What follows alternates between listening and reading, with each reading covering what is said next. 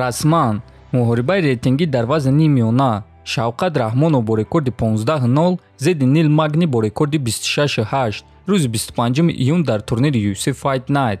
Ассалому алайкум дӯстон, хушомадем ба шабакаи мо. Дар навори имрӯза барои шумо тозатарин ва муҳимтарин хабарҳоро аз ҷаҳони ММА омода кардем.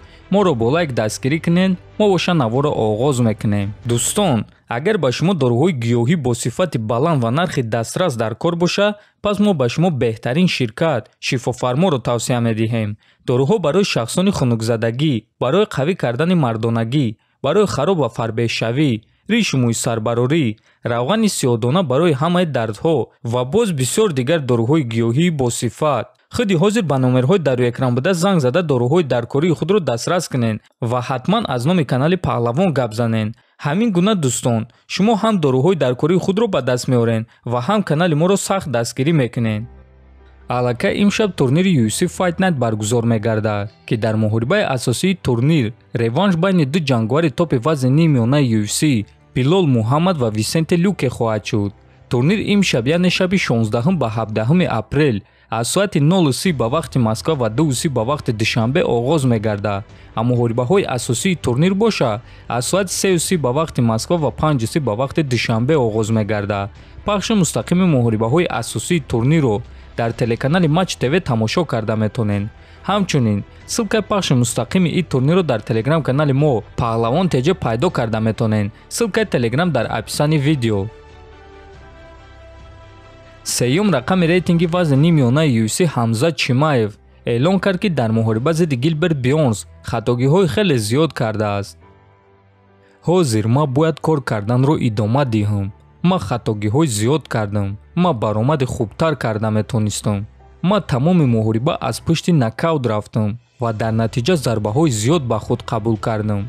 аммо дар умум ман розиам. ман кори худро дӯст медорам. мураббии ман гуфт, ки ман танҳо 30% корҳои метонистагии худро нишон додам ва албатта ки ӯ аз баромади ман норозӣ буд. ман медонам, ки аз дасти ман чӣ корҳо меояд. дар гирди муҳорибаи мо хайпи калон буд. ман дар ҳаяҷон будам ва ӯро ба нокаут рӯй кардан мехостам.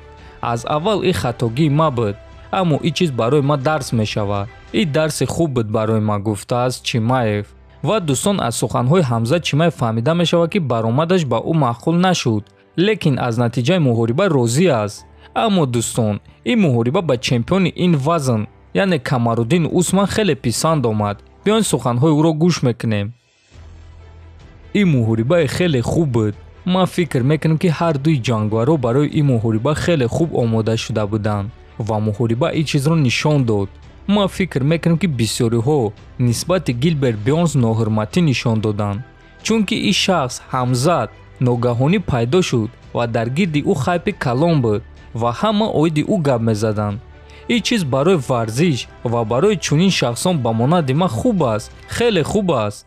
аммо ба назари ман медиа ӯро чунон муаррифӣ мекарданд, гӯё ки Чимаев аз ҳама ситораи калони ин турнир аст. ин чиз хеле ноҳурматӣ нисбати Бёрнс буд, ки ӯ дар ин кор солҳои худро сарф карда бо ҳамаи ҷанговарон ҷангидааст, то ин ки дар топи вазни нимёна бошад. ва акнун шумо ӯро мегирем ва хат мезанед, гӯё ки ӯ набуд. рост дига ман фикр мекунам, ки агар Бёрнс як-ду ҳаракати дигар мекард, ӯ метавонист, ки ба осонӣ ғолиб шавад. ва аз ҳама шавқовар он аст, ки акнун ӯ ин чизро мефаҳмад, гуфтааст Усман.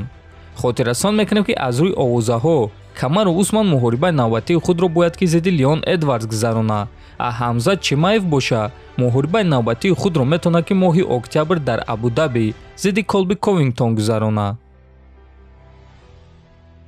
чемпиони UFC дар вазни 61 кг Алҷамин Стерлинг боварӣ дорад, ки чемпиони пешинаи UFC TJ Dillashaw барои ӯ рақиби осон хоҳад шуд.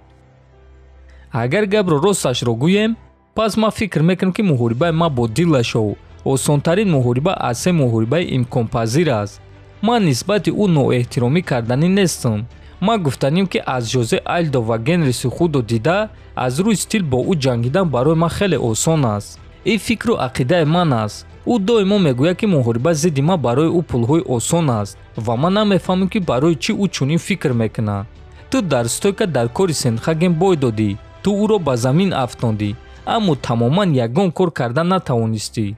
одамо мегӯянд, ки ман дар замин ягон кор накардам, ана ин шахс дар ҳақиқат дар замин ягон кор кардагӣ нест. Генриси худо ӯро ба нокаут рӯй карда буд ва боз ӯро барои допинг истифода бурдан дисквалификатсия карда буданд, гуфтааст Стерлинг.